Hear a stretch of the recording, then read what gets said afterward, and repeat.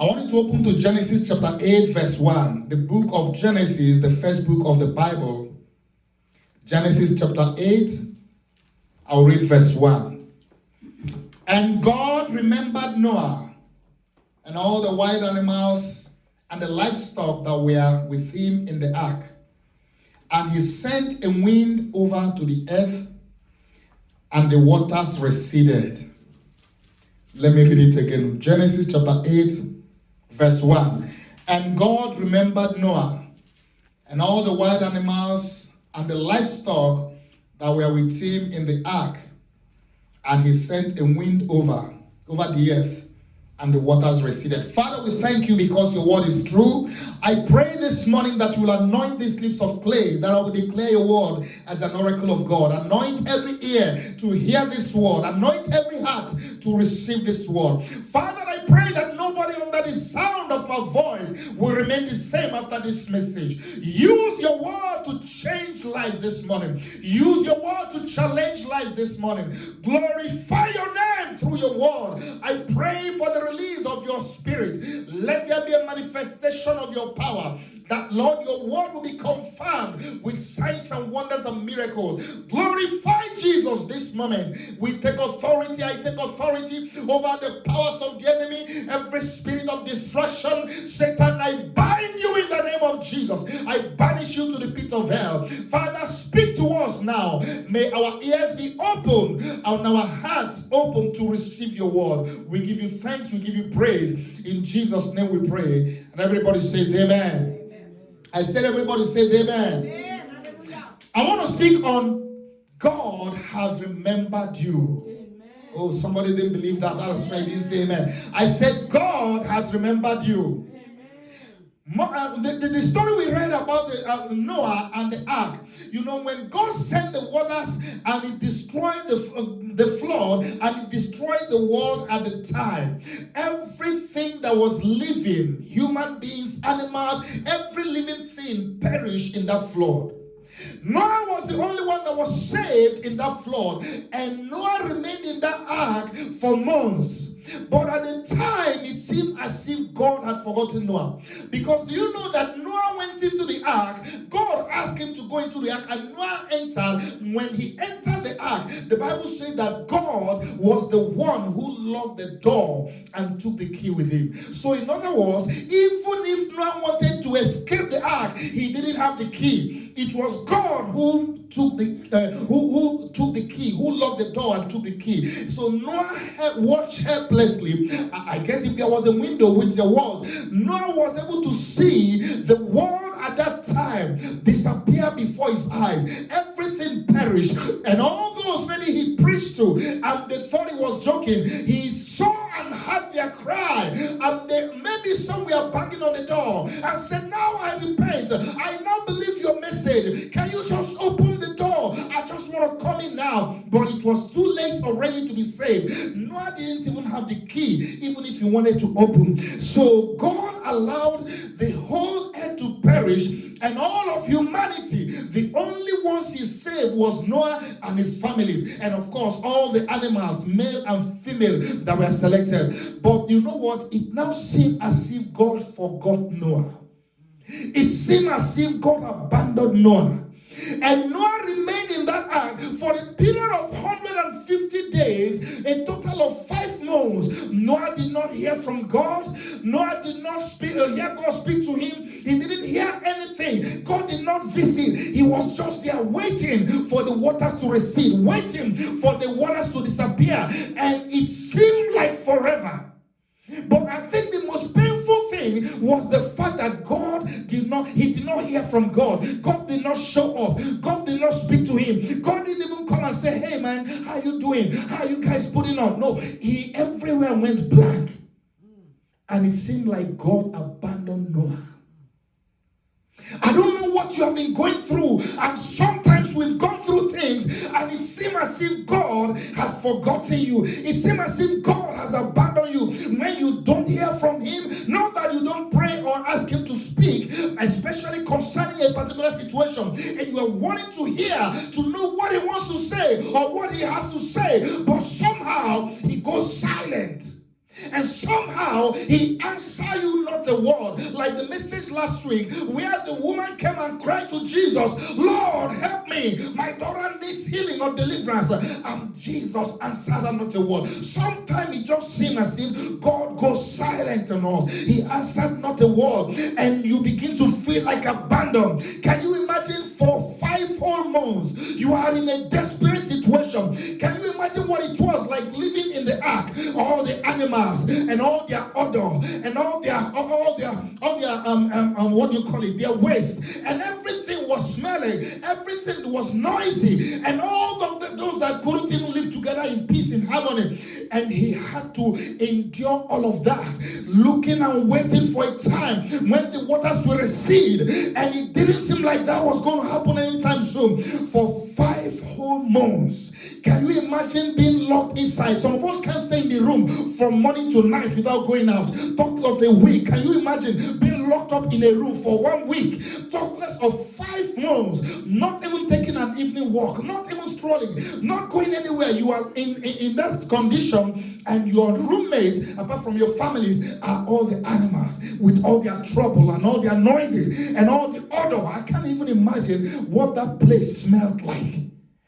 But the thing was that when it seemed like God abandoned Noah, when it seemed like God had forgotten Noah, in Genesis chapter 8 verse 1, where we read, it started by telling us, it says, and God remembered Noah. Now, let me ask a question. The Bible says that God, as we study God, we understand that God is omniscient, which means he knows all things. God is omnipotent, which means he's all-powerful. And God is omnipresent. He is everywhere at the same time. God is the only one who has these attributes. If he's omniscient, he does not need to remember something. He knows all things at all times.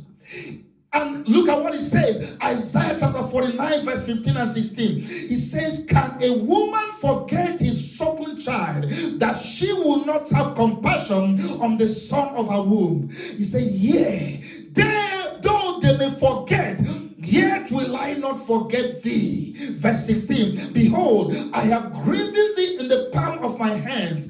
Thy walls are continually before me. So if God says that he will not forget us, what does it mean then when he says he remembered Noah? If he did not forget him in the first place. Remember, in the context of the Bible, especially when he says that God remembers somebody, it means that God arises to do something, to take action, to deliver somebody who has been in trouble. I don't know about you, but this morning I've come to announce to somebody, I don't know the trouble you have been in. I don't know the situation you've been going through. I don't know the area you need God to remember you. But I've come to announce to you this morning, God has remembered you. Oh, you're not hearing the sound of my voice. I said this morning, God has remembered you. As you hear the sound of my voice, the God of heaven has decided to do something about that situation. He remembering you means that he's doing something about it. God has arisen this morning. He's going into action on your behalf.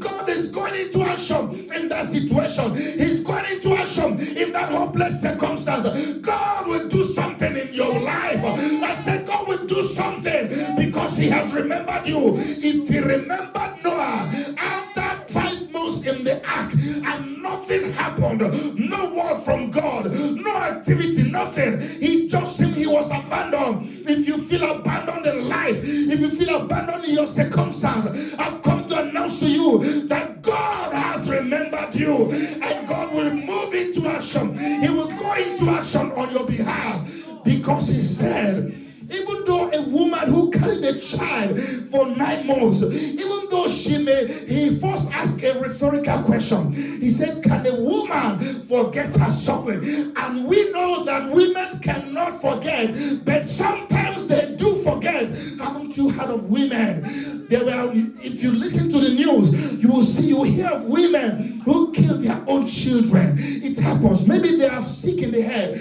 Maybe they are depressed. Something may happen. One of the movies I was watching last night, the woman was about to go out with a new boyfriend, and the little baby was crying, and she was just impatient that this baby can be quiet. I mean, just few months old, that this baby can be silent I'm quiet, so I go have a good time with my new boyfriend. And she carried and shook the baby. And as a result of that shaking, whatever it was that went wrong with the baby, eventually the baby died. Women often do bad things to their children. And God asks a question. He says, can a woman forget her suckling child, that she will not have compassion on the son of her womb?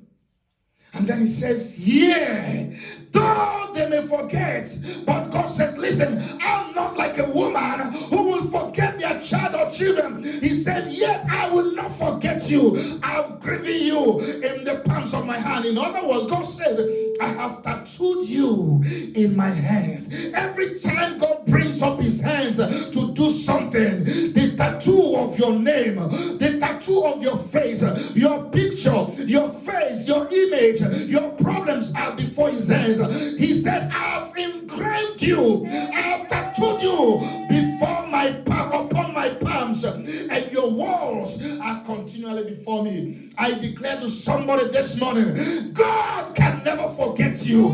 I said, God can never abandon you, because he has given a promise, the unfailing word and promise of God, that you are in his palms. Your face is engraved in his palms. Your name is engraved in his palms. Your problems are engraved in his palms. Anytime he lifts his hand to do something, to bless someone, anytime he lifts his hands to do anything, he can see your face, he can see your name, he can see your problems upon his hands, and he knows that in a matter of time he's going to answer and he's going to visit. And I declare that this is the season when God has decided to visit you. In this season, God will visit you. It's your season of visitation. It's your season to be remembered. Lift your hand and say, Father. Don't say it like you mean it. Father, thank you that you have not forgotten me. You said you have remembered me, just like you remembered Noah. I believe your word. I declare and I confess, in my life, I cannot be abandoned. I cannot be depressed. I cannot be alone, because God is with me. Father, thank you, because today you have remembered me. Go into action on my behalf. Bring a solution to that situation. Glorify your name in my life. And thank you, Lord. In Jesus' name.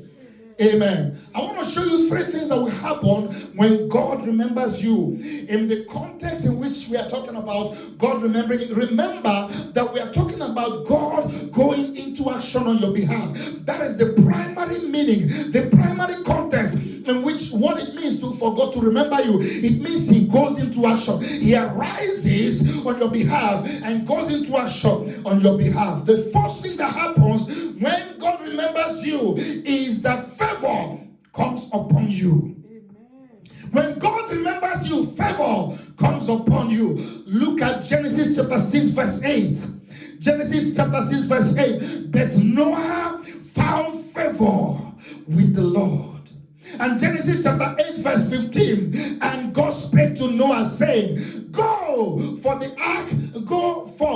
of the ark, thou and thy wife and thy son's wife with thee. In other words, it was the favor that God found, that Noah found before God in Genesis chapter 6 verse 8. That was the favor. That was the thing that made Noah to be selected to be the one to go into the ark, to build the ark and to go into the ark. And it was the favor of God as well that made God, after many months that it seemed as if he's forgotten, it was the favor of God that made God to once again remember Noah and come to him and ask him after the flood had vacated and ask him to come out. Now, without the favor of God, Noah would have been like every other person. And he would have been dead. He would have died like all of us. But it was because God found favor. No, Noah found favor before the Lord. The favor of God came upon him. And as a result of that favor, he was chosen to be the one. Can you imagine of the billions? I don't know the population then. Maybe tens of millions or hundreds of millions of people at that time. Only Noah found favor with God. May you find favor with God. I pray and prophesy over you. May you find favor with God in your life. May you find favor with God in your family. May you find favor with God in your job place. May you find favor with God in your generation. May you find favor with God, because when the favor of God locates you, I'm telling you, you will be singled out. God will single you out, because that's what happened to Noah. Noah was singled out from the crowd and shown favor. The favor of God came upon Noah in chapter 6 verse 8. But Noah found favor before the Lord. As a result, in chapter 8 from verse 1, when God remembered him, to verse 15, when God asked him to come out of the ark, it was the favor of God at work. Even when it seemed as if he was abandoned, the favor of God was still at work upon him, because that favor never expired. And when God finished with him, of course, the favor of God made God to send the wind that made the waters to disappear, and Noah was able to come out. If Noah didn't find favor with God, he would have been like any other person. May you not be like any other person. May you not be like the crowd out there. May the favor of God distinguish you in life. May the favor of God distinguish you in your destiny. Lift your hand and declare, Father, today I receive your favor. Have favor on me. Show me your favor. May I find favor before you. Father, I pray, may I find favor before you. Oh God of heaven, favor me in the name of Jesus. The favor of God made the difference. And Noah's life is characterized by favor, because without that favor, he wouldn't have been the person that God chose. But as a result of that favor, God selected him and made him to become the Messiah, so to speak, that he used to bring redemption to humanity at that time. Number 2, when God remembers you, increase comes upon your life. When God remembers you, increase comes upon your life. Look at Genesis chapter 9 verse 1. After Noah came out of the ark, and God, Genesis 9:1, and God blessed Noah and his sons and said to them, be fruitful and multiply and replenish the earth. Do you know this was the same exact blessing that he gave to Abraham, to Adam and Eve after he created them? He blessed them in Genesis 1, 26, 27, 28. After he created them, he blessed them and said, be fruitful and multiply and replenish the earth and subdue it. And after God had wiped away all of humanity, the only man left standing was Noah and his family. And God repeated the same blessing again that he blessed Adam with in Genesis 1, 26 to 28. God blessed him again and said, and gave him the power to multiply, the power to increase, the power to reproduce. He said, God bless him, God blessed Noah and his sons and said to them, be fruitful and multiply and replenish the earth. As a result of that, the grace for increase came upon Noah. Everything Noah did began to increase. He and his children experienced increase. Biologically, they multiplied and experienced increase. In his wealth, he multiplied and experienced increase. Everything he laid hands upon, he experienced increase. I pray for you today, because God has remembered you. May increase come upon your life. Because God has remembered you, from today I prophesy increase upon your life. Everything you lay hands upon, may you experience increase in your going out. May you experience increase in your coming in. May you experience increase in your business. May you experience increase in your finances. May you experience increase in your family. May you experience increase. Lift your hand and declare with me, oh God, the God that blessed Noah, I pray today, remember me, oh God, and cause increase to fall upon me. I receive increase in my life. I receive increase in my family. I receive increase in my finances. I receive increase in my career. Enlarge my cause in the name of Jesus. Thank you, Lord. Do you know that God is a God of increase? God alone can give increase. And Apostle Paul acknowledged that. When he acknowledged that he sows, when he talk of the gospel, the preaching of the gospel, the planting of churches and all that he did at the time, he says he sows, and upon us his co-laborer waters the seed he sowed. But only God can give the increase.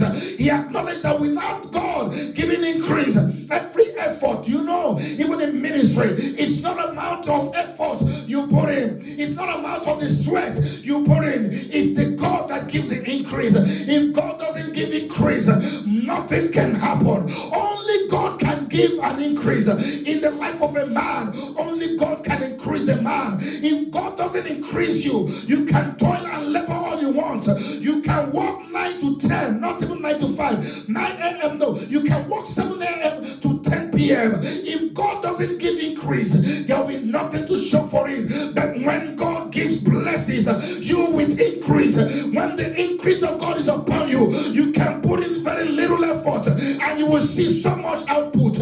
I pray for you today, may increase fall upon you. The God of increase will increase you. May God increase you on all sides. May God increase the works of your hand. I bless you with increase today. Father, I declare according to your word, may we experience increase, oh God. May we encounter increase, oh God. Once again, declare with me, Father, I declare from now, increase comes upon my life. I come under increase. I receive increase in my life. I receive increase in my finances. I receive increase in this ministry. We thank you for it. In the name of Jesus. Amen. Because of God's blessing, he experienced increase. Do you know that he was the one responsible for reproducing and becoming? So when we talk about the population of the world today, which stands at 7.1 or 2 billion people all over the world, do you know that we can easily trace it to Noah? Of course, Adam was the original person that was created. But do you know, the one that can easily take the credit is now Noah. Because without Noah, there will have been no more human population. Because everyone that got populated as a result of Adam died during the flood. It was then Noah that became. So if we say Noah is the father of humanity, we are right. Of course, it dates back to Adam. But Noah now became the father of increase, who now made the world to be populated because of God's blessings. Because God put the same blessing he put upon Adam, upon him, and it happened. So, number 2 is that increase comes upon you when God remembers you. And number 3, when God remembers you, speed comes upon you. When God remembers you, speed comes upon you. Look again at Genesis chapter 9, verse 7. Look at verse 7 again. Genesis 9:7. And you, and that this is God still blessing him. You be fruitful and multiply. Bring forth abundantly in the earth and multiply therein. God was specific about the blessing he was blessing Noah moving forward, and he was going to make it happen speedily. So God gave him divine speed. God gave him the speed that the rate at which he was going to multiply and fill the earth and subdue it was going to be faster than the one that Adam experienced. You know, when God blessed Adam, it took much longer for him to multiply and fill the earth. Why? Because it was just him and Eve, Adam and Eve, and it took them years. Then people used to live hundreds of years. So they must have lived hundreds of years before they had their first children, and hundreds of more years before those ones had their children. So if you count from the time God blessed Adam and said, be fruitful and multiply, to the time they really had population, that took thousands of more years. But if you look at Noah already had his sons already, who were already married. So you can see the speed already. So as God blessed them and said, be fruitful, multiply, he was not starting from the scratch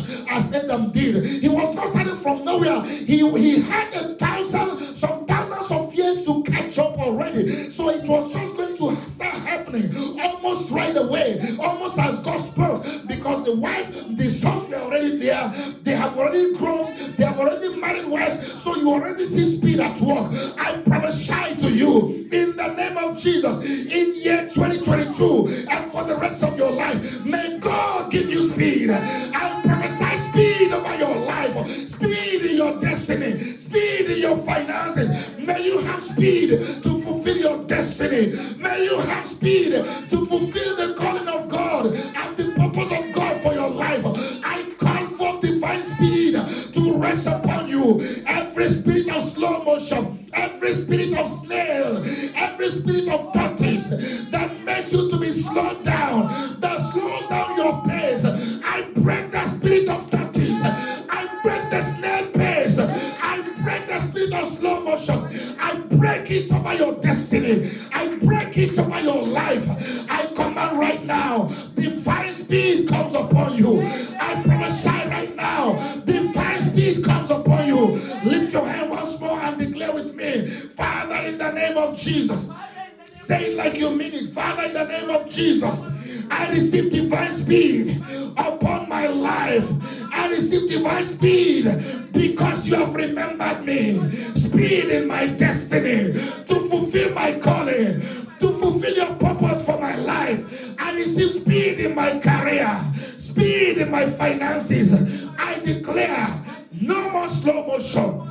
Every slow motion that the enemy have used to tie down my destiny, I break it right now in the name of Jesus. I declare, because you have remembered me, divine speed comes upon me. I receive supernatural energy to move and to fulfill destiny in the name of Jesus. Stand on your feet now and turn that into a prayer. Begin to declare, Father, as you remember me today, I receive divine speed. Declare with your mouth, Father, as you remember me today, I receive divine speed.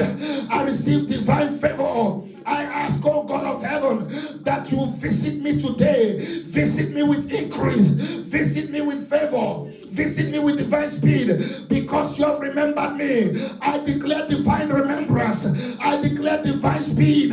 I declare divine favor. I declare divine increase over my life. Basotaya. Egabo Shadaba Lebo Shegeba Vasataya Rebo Kato Bavazataya Lebrevezo. I pray for everyone under the sound of my voice. As you hear this word and as you receive this word, I declare this day that God has remembered you. I declare this day that God will never forget you, that you will never be abandoned in life, that God will go into action on your behalf. I declare from now, divine speed comes upon you.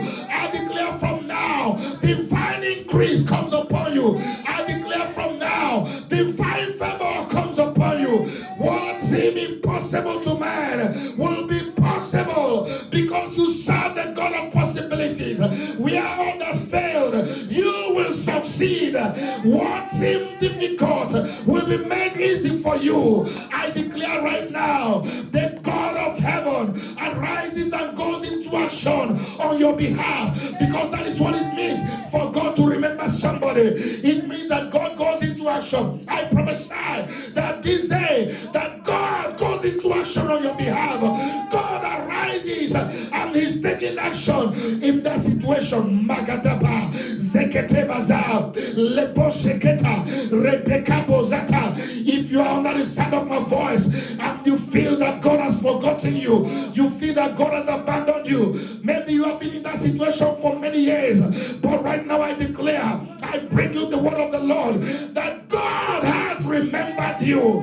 I prophesy over you that God has remembered you, and God is going into action now in your life, in your health. If you feel God has forgotten you because you've been in sickness for a long time and you have prayed he has not heard and healed you. But I command you now, in the name of Jesus Christ of Nazareth, because God has remembered you, I command you right now, be healed in the name of Jesus.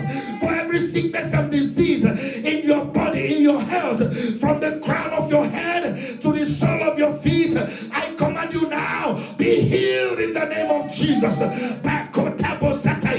If you have been on the same spot in life and nothing has happened, nothing has worked, because it seemed like you have been forgotten or abandoned by God, I declare, according to the word of the Lord, today God has remembered you. And say, God has remembered you. God is going into action now in your life. That situation is changing. That circumstance is changing. God will visit you today. He will visit that circumstance. He will turn that captivity around. He will give you a testimony. He will give you a miracle. He will make impossible things possible, difficult things easy, obstacles become miracles. I prophesy today, divine speed comes upon you. I break that spirit of slow motion. I break that spirit of delay. Divine speed comes upon you. Today, divine favor comes upon you. Today, divine increase comes upon you. Thank you, Lord. Come on, begin to thank him. If you believe the prayers, begin to thank him now. Father, thank you for answered prayers. Thank you for you have done it. Thank you for remembering us. Come on, thank him now that he has remembered you. Thank him specifically for remembering you now. Father, thank you that you have remembered your people. Thank you for remembering me. Thank you for remembering this ministry. Thank you for remembering your people. Thank you for divine favor. Thank you for divine increase. Thank you, Lord, for divine speed that is coming. What took others many years, what took others 10, 5, 10, 15 years, is going to take you 1, 2 years. It's going to take you 1, 2 months. It's going to take you a very short time, because increase has come. Divine speed has come. Divine favor has come. God will make it possible. Majata bokatoba zata lebora godama zone makataya brakata brokato basotaya megado lebeka bovo sopaida levepe kabo shipavaza kabo shotoborada mando bako pavazata. Thank you, Lord. Father, we thank you because you have done it. Thank you for remembering somebody. I'm telling you, I sense in my spirit, and I know that God has remembered somebody. I don't know if that's you, but I said God has remembered somebody. Say to yourself, God has remembered me. Say it like you mean it.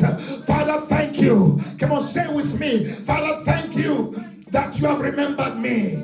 I declare that God has remembered me. I believe that God has remembered me. In Jesus' name. Amen. I cover everyone here now in the blood of Jesus. The rest of this month of March and the rest of this week, I declare no weapon fashioned against you shall prosper. Every plan of the enemy to take lives, to cause untimely death before the end of this month, every plan of the enemy to use anyone here, anyone represented in our families, to end up the month in untimely death, I cancel untimely death now. I cancel accident and disaster. I cancel every plan of the enemy in the name of Jesus. I declare you are covered by the blood of Jesus. Our going out, our coming in is covered by the blood of Jesus. Every plan of the enemy to bring sickness and disease, we cancel it. Every plan of the enemy to bring shame and reproach, we cancel it. Every plan of the enemy to cause pain and suffering, I cancel it in Jesus' name.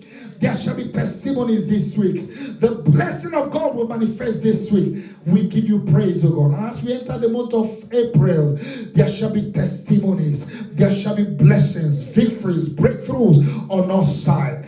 Lord, thank you because it is done.